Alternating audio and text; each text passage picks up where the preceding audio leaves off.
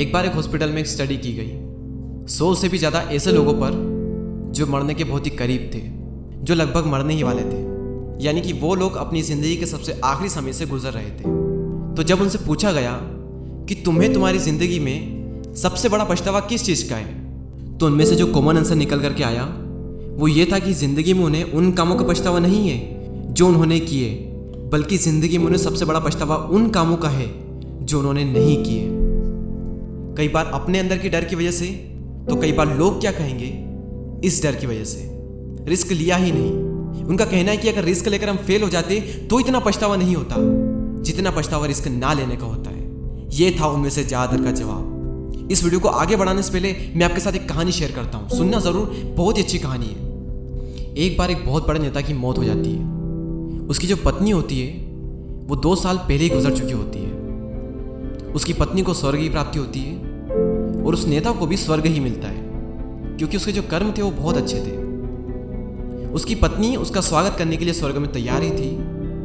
तभी उस नेता ने कहा कि अभी रुको ज़रा, पहले मुझे अपनी अर्थी के साथ राजघाट तक आने दो। तभी पत्नी ने कहा कि अब क्या ही बचा है, आप इस दुनिया से मुक्त हो चुके हो। उसने कहा कि वो तो ठीक है, लेकिन मुझे ये तो देखने दो कि कितने लोग मुझे विदा करने आए हैं। तो जब अर्थी निकलनी शुरू हुई तो वो दोनों वहाँ पहुँचे और उन्होंने देखा कि बहुत भीड़ थी।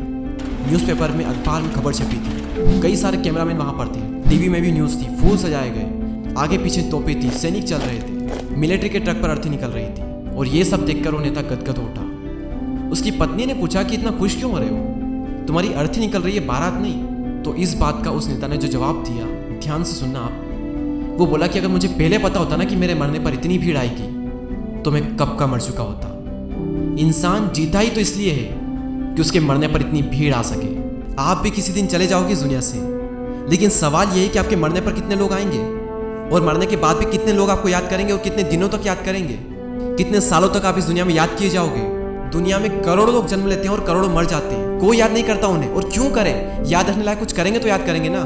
क्या फायदा अगर ऐसी जिंदगी जी भी लिए तो जिसमें आपके मरने पर सिर्फ मुश्किल से 100-200 लोग आए और कुछ टाइम बाद वो लोग भी आपको भूल जाए। क्यों? क्योंकि आपने किसी की लाइफ में वैल्यूएट नहीं करी, ना लोगों का भला करा। अरे लोगों को छोड़ो, आपने खुद का ही भला नहीं करा। आप दूसरों के लिए तो तब करोगे ना जब पहले आप खुद के लिए करोगे। सोचो, आपकी जिंदगी का आखिरी वक्त चल रहा है और आप याद कर रहे हो कि आपने जिंदगी में क्या क्या किया। कई सारी चीजें ऐसी होगी जो आप करना चाहते थे जिंदगी भर से, लेकिन मरते दम तक नहीं कर पाए। पूरी जिंदगी फालतू काम किए।